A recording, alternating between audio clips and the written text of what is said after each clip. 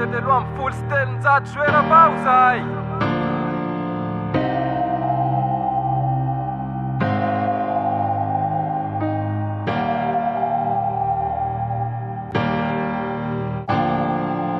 Otrano hoe mbola tsaroky lay omaly fitiavana madio masiry loatra sady mamy niriky tsy olany vary sy ny rano tsika roa tam'izany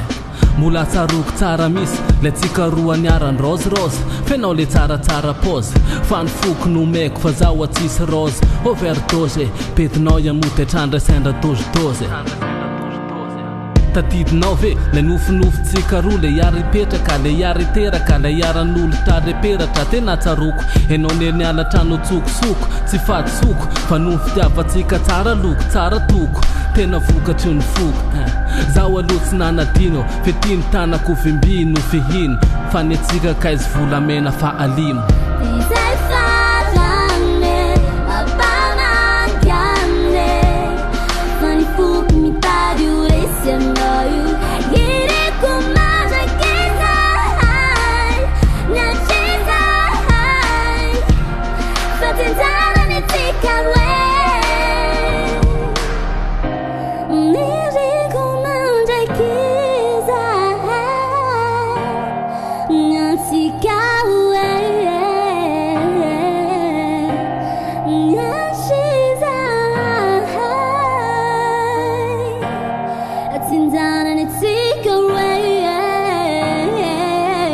Zakomba naniry no mandraka izay nefa